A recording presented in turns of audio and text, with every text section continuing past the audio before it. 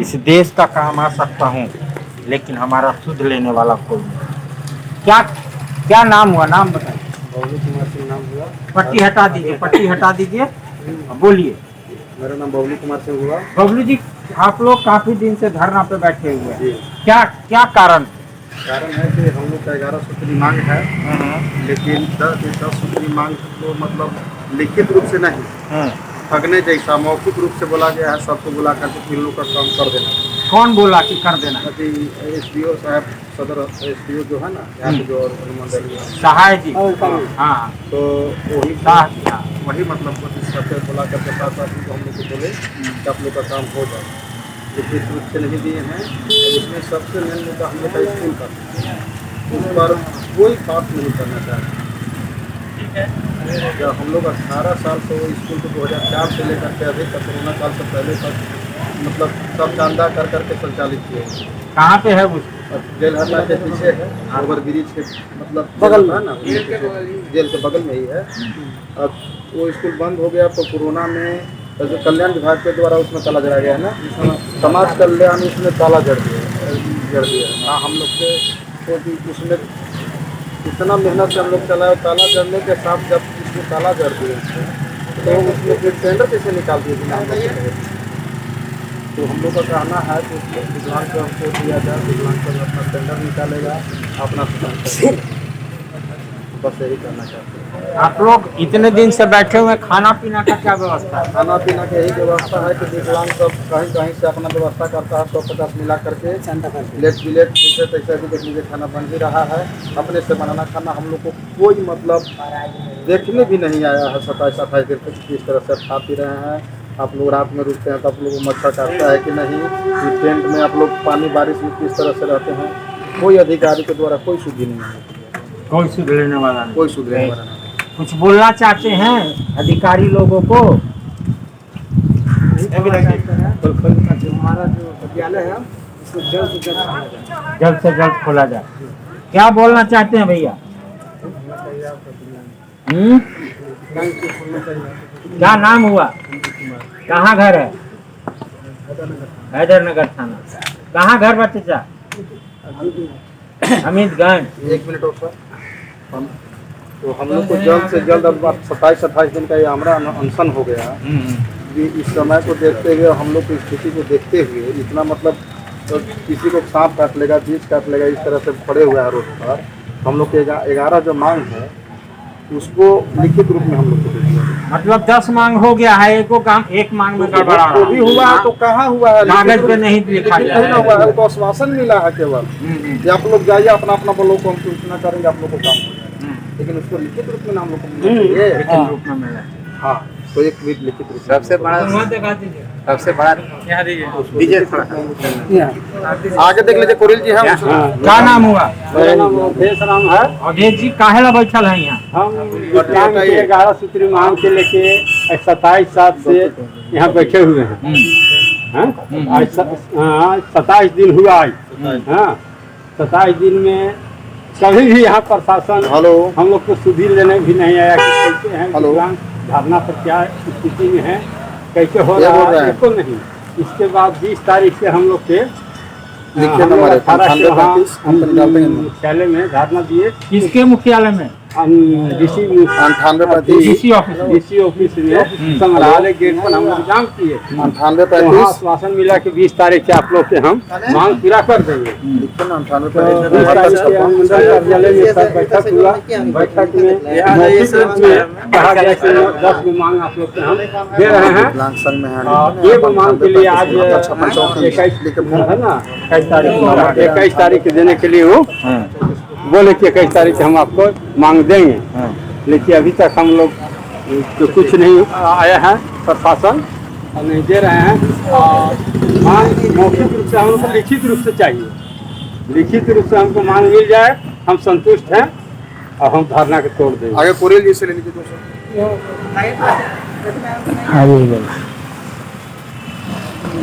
इनसे क्या मांग है और क्या डिमांड है सरकार से आपको? मांग है, लिखित मांग है सर। 11 सूत्रीय मांग है हम लोगों के लिए, जिसमें कि आश्वासन खाली मिल रहा है हो जाएगा। लिखित कोई मतलब नहीं दिया जा रहा है। इधर आइए। इसी के लिए हम लोग यहाँ धरना प्रदर्शन पर बैठे हैं। आज भी किसी चीज का डिमांड पूरा होने वाला है आपका, क्या है वो? डिमांड तो बोले गया है, लेकिन अब लिखित मिलेगा तब तो। स्कूल के लिए हम लोग प्रथम है, मतलब मुद्दा स्कूल, विकलांग जो स्कूल।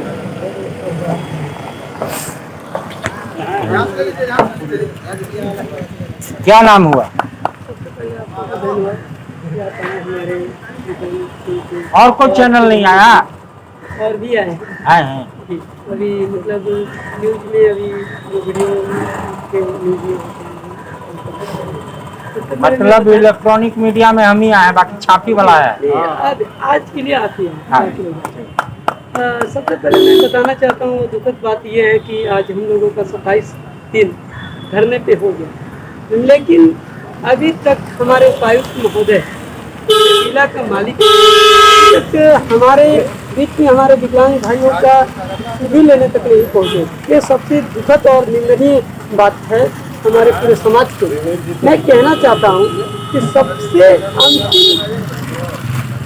अंतिम कड़ी के लोग, हम तबके के लोग आते हैं विकलांगजन, और उस विकलांगजन तक अगर ये उपायुक्त अगर नहीं चल के आ सकते हैं तो आप सोच सकते हैं कि उपायुक्त विकलांगजनों के लिए हित में कितना कार्य करेंगे और कितना नहीं करेंगे। ये सबसे बड़ी बात यह है। दूसरी बात यह है कि आप सोच सकते हैं कि हमारे विकलांग भाई लोग ऐसे हैं कि जो चलने में असमर्थ हैं। आप बताइए कि उपायुक्त महोदय क्या बोलते हैं, फर्स्ट फ्लोर पर बैठते हैं, तो हमारे विकलांग भाई बहन उन तक अपनी समस्या को कैसे जाकर के पहुंचाएंगे? ये सबसे बड़ी बात है कि ये हमें कहना चाहते हैं आपके माध्यम से कि विकलांग तो हम नहीं, यहाँ का विकलांग उपायुक्त हो चुके हैं, क्योंकि हम लोग तो क्या बोलते हैं 25 किलोमीटर, 60 किलोमीटर, 100 किलोमीटर से आ गए, लेकिन यहाँ का उपायुक्त महोदय 50 मीटर से तक दूरी से हम लोगों तक नहीं पहुंच सकते हैं। तो मैं कहना चाहता हूं कि हमें वैसाखी की जरूरत, जो हमें जो वैसाखी दी जाती है, एक वैसाखी एक व्हील चेयर हम लोग जो है पूरे विकलांग समाज मिलकर के उपायुक्त महोदय को डोनेट करना चाहते हैं। वो आए और मैं उन्हें एक वैसाखी एक व्हील चेयर एक ट्राईसाइकिल मैं डोनेट करना चाहता हूँ खुद के पैसे से, क्योंकि ये अभी तक हम लोग बरसात में कड़कती बिजली के बीच में धूप में चिलचिलाती बैठे हुए हैं, लेकिन अभी तक नहीं पहुंचे हैं। ये और दूसरी बात है, हमारी जो मीटिंग हुई है अनुमंडल पदाधिकारी महोदय के कार्यालय में, मैं आप लोगों को बताना चाहता हूँ कि उपायुक्त महोदय ऐसे लोगों को उपायुक्त महोदय ऐसे लोगों को भेज रहे हैं जो निर्णय लेने के सक्षम नहीं है।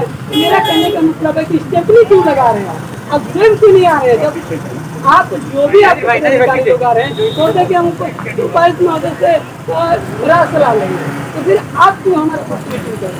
ये सबसे बड़ी बात है कि हम लोगों को बार स्टेपनी लगा के रखने की काम किया जा रहा है यहाँ से जिला प्रशासन के द्वारा, और सब तरह व्यवहार किया जा रहा है मेरे से। मेरा नाम प्रवीण कुमार जय। दूध लेने झारखंड के पूर्व मंत्री जयंत त्रिपाठी जी आए हैं।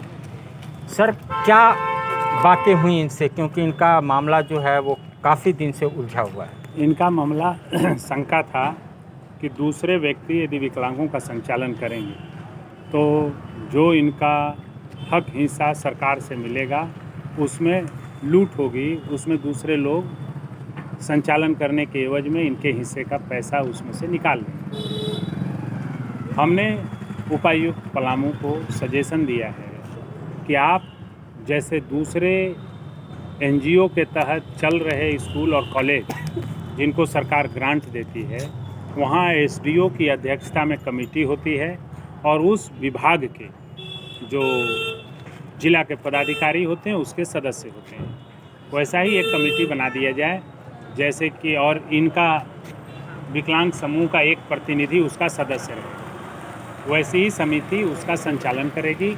एसडीओ की अध्यक्षता में इनके प्रतिनिधि को लेकर के एक कमेटी बना दी, जो कमेटी उसका संचालन करेगी। और किसी आमुक एनजीओ या किसी आमुक व्यक्ति को देने से अच्छा है कि सरकार खुद अपनी निगरानी में चलाए, अपने पदाधिकारियों की निगरानी में। तो ये अच्छा सुझाव है। उपायुक्त पलामू ने कहा है कि आज वो सरकार से बात करके और कल तक इनका धरना तोड़वाने का प्रयास करें। हमारे साथ मजदूर नेता केडी भैया हैं, दो शब्द। देखिए, जनरली दिव्यांग जो हैं उनको समझा जाता है कि समाज के उपेक्षित लोग हैं, जबकि वे बड़ी कीमती हैं। सभी विकलांग अच्छे अच्छे कार्य में हैं। देश दुनिया में आप सुनते होंगे कि बड़े बड़े कलाकार, बड़े बड़े संगीतकार, बड़े बड़े लेखक, बड़े बड़े कवि, साइंटिस्ट सब दिव्यांग में से बने हैं। इसलिए दिव्यांगों की बड़ी भूमिका है और दिव्यांग जो है उनकी शिक्षा जरूरी है। और स्कूल ये जो चलाएंगे अपनी समझ से, अपनी व्यवस्था से चलाएंगे, वो ज़्यादा माकूल है। इसलिए हमारे मंत्री जी ने जो अपना प्रस्ताव रखा डीसी के सामने, उसका पूरा समर्थन है और इससे स्कूल चलना चाहिए। इनको और तरह तरह का लाभ मिलना चाहिए। पूरे ज़िलों में दिव्यांगों को चिन्हित करके जो सरकारी फंड है जो आता है सबके लिए, उसमें उनको प्राथमिकता से लाभ मिलनी चाहिए। और दिव्यांगों से भी मेरा कहना है कि अपने को उपेक्षित ना समझें, समाज के दूसरे नागरिकों के समान अपने को समझें, ताकि उनके अंदर हीन भावना न रहे। हीन भावना रहता है तो वे कहीं कहीं दूसरी बात करते हैं, किसी को कुछ कह देते हैं तो लगता है कि देखो ना दिव्यांग है, ऐसा बोलता है टेढ़। ये हीन भावना नहीं, ऊपर की भावना रखो कि हम भी समाज के आदमी हैं। और ये जब रखेंगे तो इनको भी बल मिलेगा। इसकी ज़रूरत है समाज को, हमारी और आपकी भी भूमिका होनी चाहिए। स्कूल का डिमांड है और सही है, पढ़ेगा इंडिया तभी बढ़ेगा इंडिया।